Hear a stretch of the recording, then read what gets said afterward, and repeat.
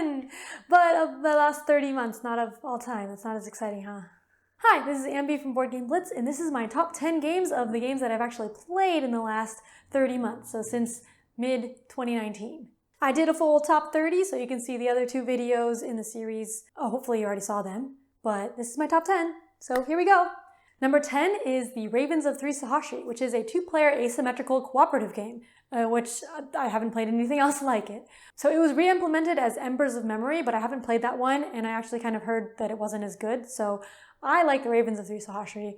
The theme is that one person is stuck in a dream, and like these ravens are attacking her in the dream or something. I'm not really sure. But then the other person is trying to, he's her best friend, and he's trying to like go into the dream to help her come out of it. But there's like beautiful cards with beautiful artwork that looks like anime artwork. I really like anime artwork, but it's very, very pretty and colorful. But the game is very puzzly, but it's a different puzzle for each player because it's very asymmetric.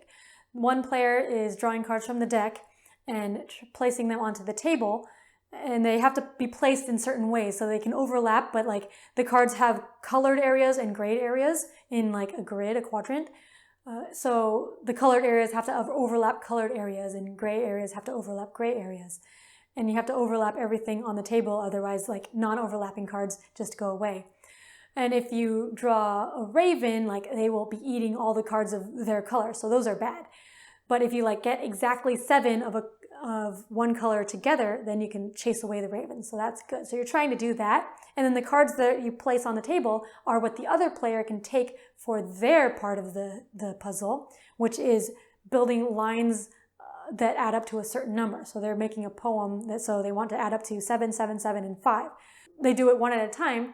And they start out with face down cards, one in each row, so they know like the number in there, and they're putting cards to add up to 7, and they need exactly that. So they take one card each turn. And then at the end, when they finish their 7, 7, 7, 5, you need the cards on the table to only match the cards that they had face down in her heart, like that's what it's called. So there's no communication throughout the game other than what cards you're taking. So the person who's making the poem is like taking cards to try to show the other person like which cards they don't want or something. And each card also has special powers that you might be able to use. But it's very interesting with the limited communication and trying to communicate just through the actions you're doing. And then also after you've completed the game, which is 3 rounds of that, getting more difficult, there's also extra rules that get added to the game. I've only actually opened 1 envelope out of 3 because it's really hard after the first envelope is opened. But I really enjoy this game. It's very puzzly and very different than other games I've played. And I really like cooperative games, and I like that each player plays very differently. So that's why the Ravens of Three Sahashi is my number 10. My number 9 is Witness, which I don't think I've played that recently because it requires exactly 4 players. It's a 4-player cooperative kind of deduction game, but also a whispering telephone game. So this is another really unique game. The game has like 60-something different cases, and each case, each person has different information, and you're trying to solve these little mysteries. You have three questions at the end of each case, and you want to answer them all right to win. But it's cooperative, and each person wants to answer all the questions individually. And the only way you communicate to each other is through whispering in the person to your left or right ear. Like round 1, everyone will whisper to the left, and round 2, everyone will whisper to the right, and round 3, they'll whisper to the left again. You need to have all the information to solve the clues. So the only way that person will get it is through the person that you whispered it to. So it's a game of telephone and like remembering what people said. But then also for the harder cases, after you know all the information, there's also like some deduction to do because there's like little logic puzzles and stuff. So I really like deduction and logic puzzles, and I think it's really interesting, like just trying to remember the whispering part too. Well, we don't always whisper, sometimes we just talk, but it's so that you're just supposed to talk so that no one else hears it, which is fine. But yeah, it's not easy to get played, especially now, but I do really enjoy it when I did play it. So that's Witness. My number 8 is The Mind, which is a small cooperative card game where you're trying to play numbers in order. So I like this game so much that I made a song about it, which you can check out, How to Play the Mind in song form. But In round 1, everyone gets 1 card. In round 2, everyone gets 2 cards. But yeah, you're trying to play in order, but you can't talk and it's real time. So it's a timing game. Like if you have the 1, you could just play it right away. But if you have like the 35, you don't know if someone else has a 15 or a 20 or a 60. The cards are numbered 1 to 100. And so like there's a timing, and like as you play more with the same group, you kind of get on the same timing wavelength. So I really enjoy like just playing with the same group over and over again, and we get really good at being in sync with each other. So yeah, the Mine is really fun. It's a really quick game that you can play with anyone. I've played with so many different people, introduced it to so many different people, and almost everyone has loved it. So yeah, the Mine is a great game. My number 7 is 1889 History of Shikoku Railways, also known as Shikoku 1889, which is the Kickstarter that is going to be coming out next year. But the one I played was before that, obviously. So this is currently my favorite 18xx game. Last year, 1849 was my favorite, and before that, 1889 was my favorite. So like this is the one that I've played the most. It is similar in rules to 1830, but there are differences in like the map is smaller, the bank is smaller, there's 1 fewer corporation, which makes it interesting because you have to actually work harder to get the higher train numbers out because there aren't as many train slots. And tokening can be very important too because of the small map. I think the reason I like this game so much is because I've played it the most out of all the 18xx games, so I'm the most familiar with it, and because there aren't as many rules as other games, the rules overhead isn't as much. So when I play it, I'm not as focused on like trying to remember what rule, like what happens when I do this. I know what happens when I do that, and so I can get more into like interacting with other people and messing up their plans and stuff. So it's the game where I've been able to dive the deepest into, I think, for 18xx games. 1889 is also the one that I use as an intro game most of the time because of the quicker playtime and easier rule set. But it's also really good with people who know how to play 18xx and experienced players. So that's why 1889 is my favorite 18xx game. My number 6 is Rolling Stock Stars, which is sometimes might be called an 18xx game, but it's an 18xx inspired card game. So I realized that I might like this better than 18xx games because I've been playing it more recently. It's slightly easier to get to the table, I guess. I don't know. But it's basically like if you like 18xx games but not the map and you want more math and negotiations and just like the stock part, because it's a big stock market. It's a completely card game, but it takes up a lot of table space because the cards are just all over the place. And you also have like tokens and stuff. But you're building up corporations, trying to get the most money. And there's lots of negotiations because you auction off private companies, and those can convert into corporations. And you can also sell those to other people who have the corporations. So like sometimes you can invest in other people's corporations and buy private companies to sell to them or something. But other times you can make your own corporation. And so there's also Rolling Stock, which is a different game, but Rolling Stock Stars is similar to it, but like it's a shorter game and has slightly less math. And one of the reasons I really like it is because it's more valuable to be an investor in this game, because in the original Rolling Stock, you cannot sell a president's share of a corporation, but in this one you can. So liquidity is like super important in this game. You always want to know what you're doing with all your money. So there's a lot of planning in the money. So there's a lot of math in this game. Basically, if you like a lot of math and planning with math, and accounting and stuff, then this is like a really good game. So yeah, Rolling Stock Stars is my number 6 currently. My number 5 is Decrypto, which is a party game. And I guess I lied when I said Monikers was my favorite party game last time, because I guess Decrypto is. Or is there another one? No, there's not another one. Okay, so Decrypto is a team party game, a team party word game, kind of in the same category as Codenames, but I think it's less accessible than Codenames. It's more of a like difficult code names. So the way it works is each team has 4 words that their whole team knows, and the clue giver each turn has a code, like a numeric code of 3 numbers, 2, 1, 3 or something. And that's pointing to the word, the second word, the first word, and then the third word. And you're trying to give 3 clues to have your teammates guess that code, 2, 1, 3. But as the game goes on, the other team can try to guess the code as well. And they'll be taking notes of all of the clues and all of the codes from previous rounds. So if they guess that the code was 213, then they get a point. And you want to get 2 of those points first. But you can also lose by having your team not guess the code twice, because your team should be guessing the code. So you want to be giving like obscure clues that don't match with each other, because if you're giving clues that are kind of similar, then people will kind of get a picture of, oh, like if this clue is water and blue and something, and then you have something else that's related to water, like, oh, that probably goes with that number, because they'll be taking notes. But you don't want to give too obscure clues, because then your own team won't be able to get it, even though they know what all the words are. So it's really interesting trying to think of clues, and you're not actually limited to one word here. You can even do like gestures, it says, as long as the other team sees it. So you can be really creative with the clues, and it's really tough trying to think of clues that your teammates will guess, but also can throw off the other team. It's also a lot of fun trying to guess what words the other team has. You don't actually have to guess the words, but you just have to know like the ideas and which clues go with which. So sometimes you actually you intercept the clues and you have no idea what the words are, which also can be really funny. So that's why Decrypto is my favorite party game for Rails now. My number 4 is Dungeon Pets, which is a strategy game where you are raising cute little monsters to be monsters in the dungeon to sell off to dungeon lords and go on exhibitions.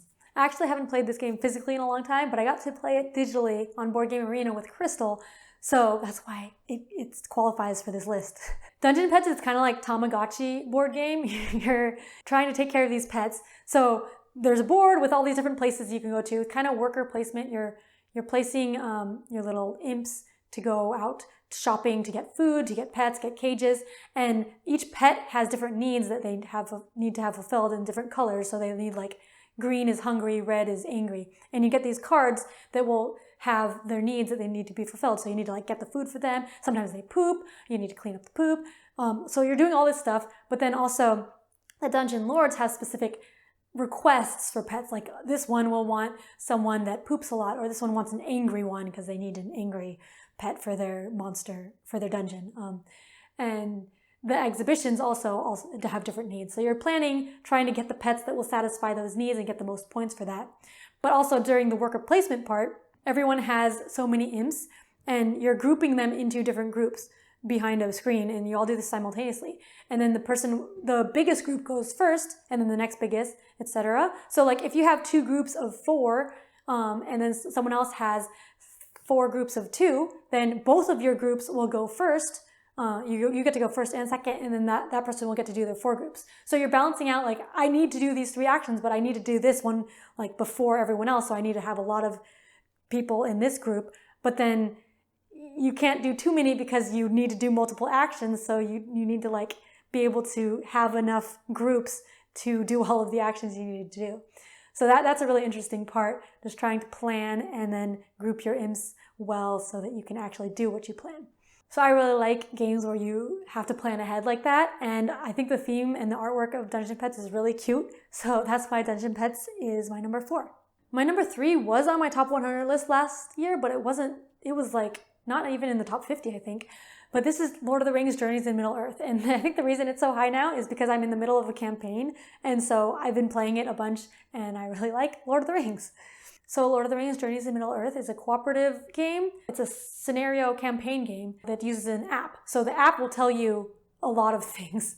It tells you the scenario, the story, and then you can upgrade stuff. Each person has a character, and then there's map tiles that you place down, and the app kind of helps with that. It tells you all the setup and stuff.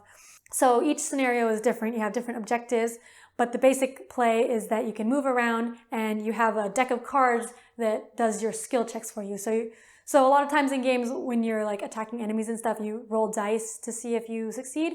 But in this one, you have a deck of cards, and some of the cards have symbols on the top that mean you succeed. So if you have to do like a will skill check, then you pull, and you have 4 for your will, then you pull 4 cards and you can see how many successes you got.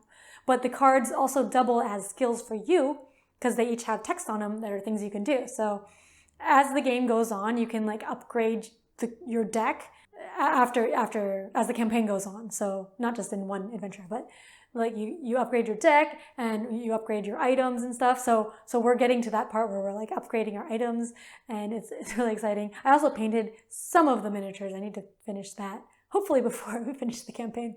But yeah, I really like the theme of Lord of the Rings.